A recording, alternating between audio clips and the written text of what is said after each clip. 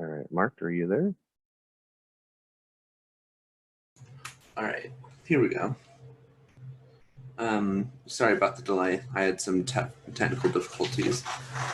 So this class will be going over a quick start from a team called Acme Robotics named RoadRunner. It's a motion profiling program. So you're able to assign different points for the robot to go through encoder or movements or like odometry localization. It's a simpler way to be able to, or not simpler, but different way to program your robot. So you're able to get spline movements, which are curves and lines, and it basically allows you to program your robot by using points in the program. So with the RoadRunner Quick Start, it has FTC dashboard and RoadRunner pre with it. So you just import that into Android Studio. And with it, you should get a decent amount of some programs with it. So you have under the drive, you have your classes that are constraints and different settings of your robot, so the program actually knows what to use with those, and you can create your own programs with it as well. So whenever you get it, the first thing you probably want to do is go into the drive constraints, and then this drive constraints, this will be just entering the dimensions and facts about your robot. So it's basically just going in order of each variable. The first one is ticks per revolution. You can find this through your motors. So whenever you look onto your motor manufacturer's website, you can see it will probably specify how many ticks per revolution your motor has. Each motor has a different ticks per revolution because of the different type of encoder inside of it. Then you have your max RPM, which is also located on the website of the motor producer. So whether that's GoBuilda, HandyMark, ServoCity, and things like that. Then you do your run using encoder. So this is basically telling all your motors to run using the encoder. And then you have your PID coefficients. These you can leave at 0 for right now. Then you have to go through your wheel radius. So this is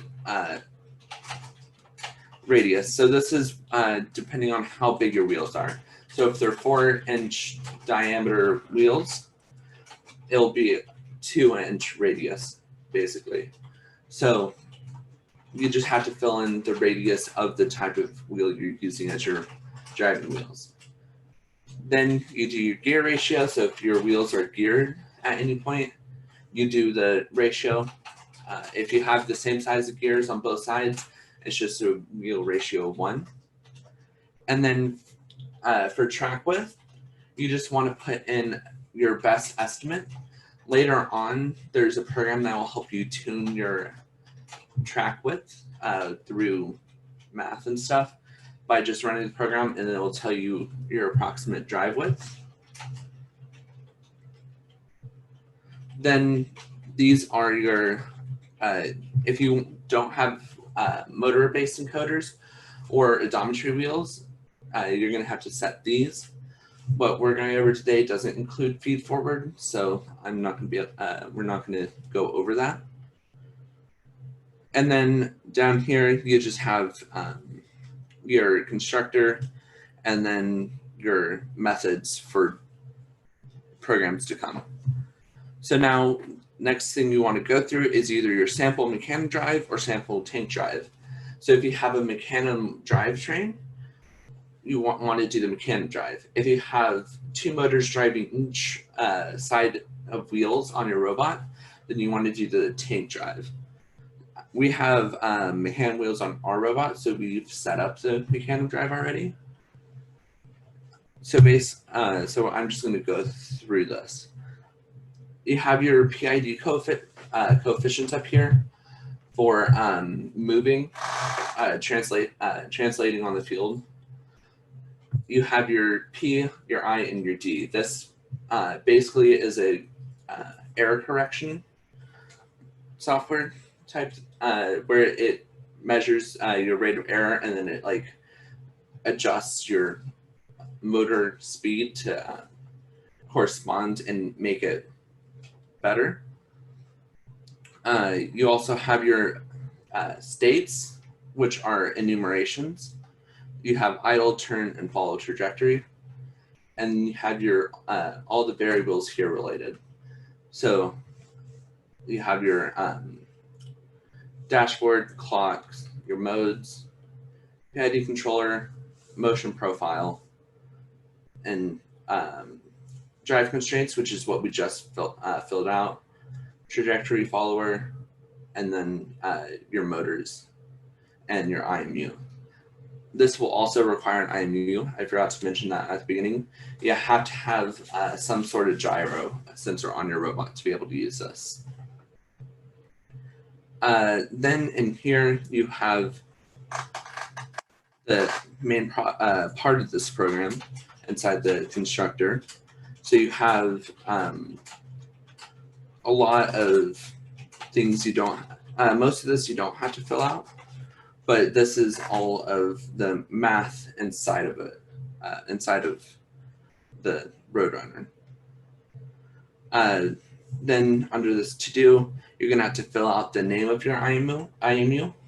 The name's usually preset to IMU, but you can you might have changed it inside your configuration.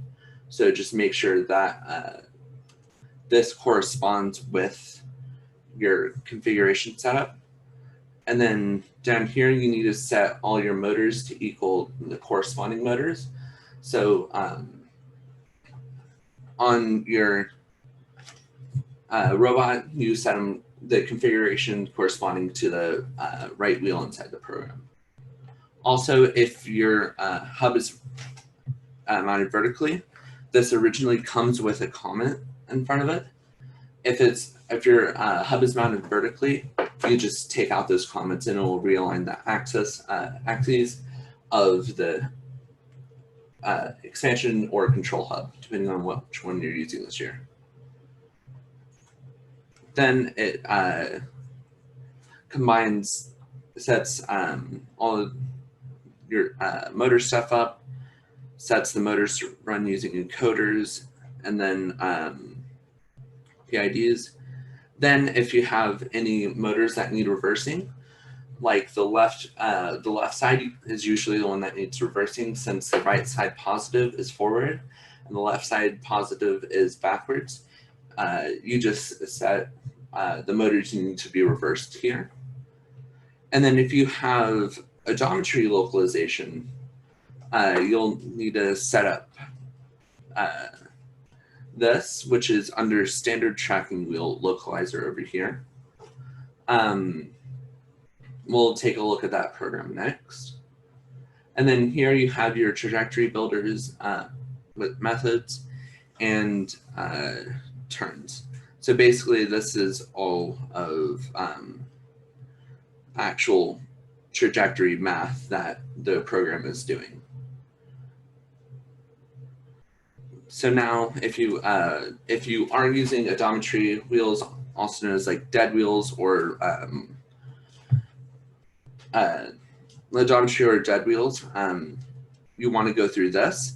So your encoder that you're using for your odometry wheels, you'll put your tick per revolution in this. For your wheel radius, this is the radius of your odometry wheels that you are using, and not your driving wheels. Then down here you have the gear ratio if your odometry wheels happen to be geared into an axle that's in the encoder. And then you have your lateral distance, which is the distance between the left and right odometry wheels. And then you have your forward offset, which is the offset of your horizontal wheel that measures your horizontal encoder values. Then you have your DC motors for your encoders. And then down here is the methods to be used inside of your sample mechanism drive or tank drive if you have it. So now once you have all of these filled out, you actually have to tune the PID loops inside of sample mechanism drive, which will be at the top, this line here. A great way to do this is using the FTC dashboard, which is pre-installed with the RoadRunner Quick Start. So first program you're going to want to run is a down here in op mode is the straight test. No, my bad. Depending on what you're doing, you can do the localization test, but also the track width tuner. This will move the robot and give you the width of between each of the wheels that you're driving. And then you can do the turn test as well. The turn test will turn the robot 90 degrees, and you just have to make sure it does turn 90 degrees. Inside of the drive velocity PID tuner, this will basically move the robot forwards and backwards over and over again. And if you open up the FTC dashboard, you can see the graph of your motor power and the goal motor powers. And then you can also adjust your PID loops inside of it to correspond with what you need it to. So the basics of PID loops can be found pretty easily on YouTube, but it's changing P and then I and then D. We don't have it perfectly tuned here yet because this is our season robot that we tried this with, but we're hopefully going to use this year. And then there's multiple videos on YouTube for tuning PID loops that can explain it a lot better than I can. So I would suggest taking a look at those. And once you have those, you can actually run your spline test, which will do like a forward, over, and then forward again of the wheels all at once. And then you can do a little bit more PID tuning with this. A lot of this is just for making sure all your settings are correct. So whenever you actually do trajectories, it won't like mess it up. So now to actually be able to use RoadRunner, you need to use what is known as trajectories. So I'm going to clear out this real quick.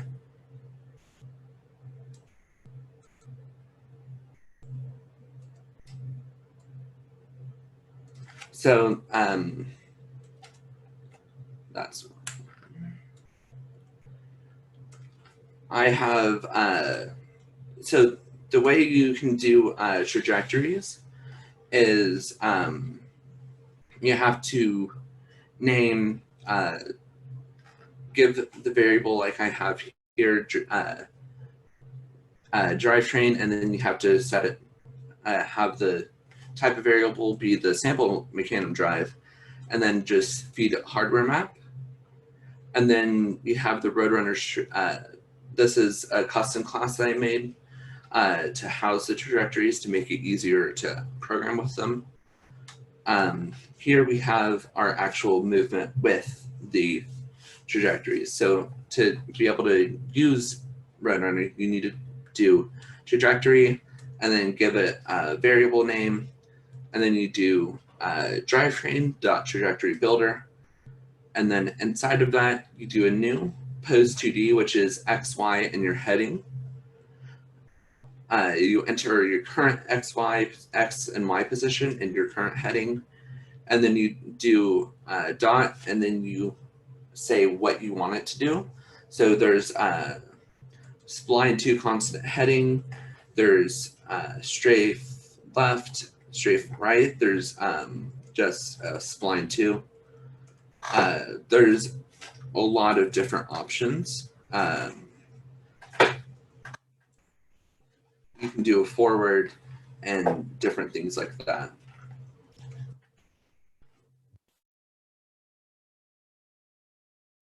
So to be able to make this a lot easier, so you don't have to type this out every single time, what you can do is create a class of all the basic trajectory movements you can do, which is what I've done here. So you can set it to create different methods to be able to do the basic movement. So I have forwards and backwards, and you can see the name of the thing you want to do. The forwards, backwards, and strafe left and right all are in inches to go. So you just enter the inches that you want to go forward, backwards, left, or right, depending on what you're doing. And it will do math with your encoders per revolution. Encoder ticks per revolution to be able to get it to that position. And then you have your line 2, which just creates a line to your position that you want, which uses a vector 2D and not pose 2D. So in the pose 2D, you do current X, current Y, current heading. And then in the vector 2D, you don't have to give a heading. It's just X and a Y variable. Same thing with the spline 2. It's a vector 2D, or strafe 2. It's a vector 2D and not a pose 2D. And it's the same thing as a line 2, except it goes sideways and not forwards or backwards. And then you have your spline 2, which is vector 2D still. And then you also give it a radians heading as well. And then all of these, I return out the variable that you create here. And then with that return, you can go into your program and just do a drivetrain dot follow trajectory. And then you can give it your class, which is for me, RoadRunner trajectories dot spline 2. And then you give it your current X, current Y, heading, then where you want to go, let's say 100, 100, and 90 degrees. And then with this, it's you can just type in that, and then it'll run to that position instead of having to fill out this program every single time. It makes it a little the program easier to follow, and you can use this on multiple programs instead of having to type out that every time. One thing I should mention about RoadRunner is the x-axis actually is your up and down, and your y-axis is your left and right. It's different than a normal graph would be. So if you want to go X, it will go up. If you want to do Y, it will go left and right. So I think that's just the basic overview of this. There's tutorials on YouTube. If you just look up RoadRunner programming, it will give you some. If you want to have like different, it'll go over more of the trajectories and a little bit more in depth since we didn't have too much time today. So if you guys have any questions, feel free to ask.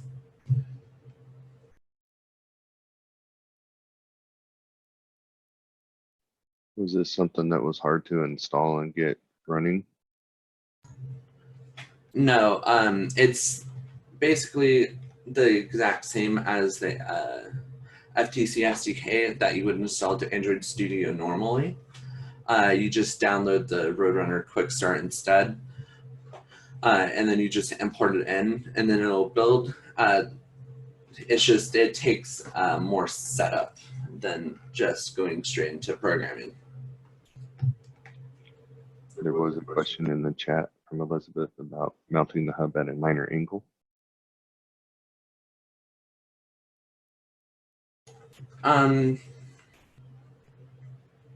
You'd probably just, oh, hi there. You would probably have to adjust for that inside the code. It doesn't really use the z-axis too much, but if you're thinking like an XY rotation, I guess it would mess that up a bit. I'm not really sure too much how to correct for that, unless you like go into the programming and then set like you change the program to adjust for your different headings. I'm not exactly sure how to do that, but it will just make sure whenever you turn, it won't be exactly on it because your degrees is slightly slanted.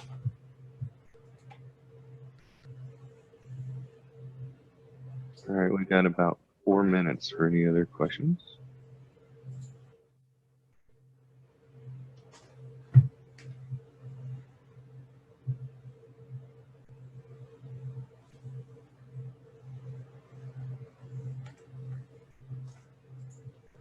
So real quick, Mark, were there any gotchas in this that you had to, or road bumps you had to overcome to get this to work?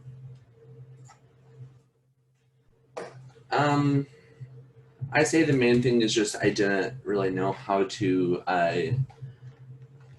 use it without localization wheels, and then I just had to look through the program, and it was just like leaving out a line of code. That was my main hookup in this. It also took me a while to figure out like how to do it, just because of different like errors with Android Studio with it that I've had and stuff. But if they run into issues or questions, how do they get a hold of you? You can email the team at revrobots@gmail.com. You can also email me at markhazen05@hotmail.com. I check it every now and then, so it might not be as fast as emailing RevRobots, but it could work. All right, Mark, there's one last question there in the chat too.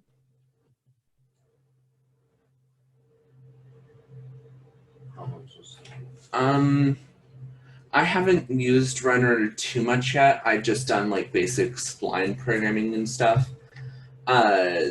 We probably won't get too much information on that this year, since we're hoping to get odometry wheels on our robot. But there probably would be slight problems with it, with slippage of the mechanic wheels, but it's probably not that big. But if you have like a decent autonomous that moves a lot, it could throw it off just that little bit to mess it up.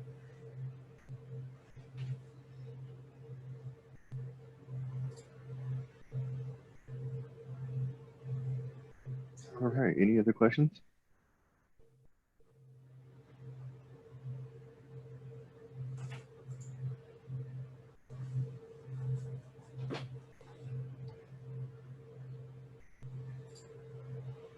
All right, I'm assuming the silence is everybody is good. So thank you, everybody. There is a break at 10:40 to 10:50, and then we'll shoot back to the Twitch for the game reveal and a little more presentation there. Thank you, everybody.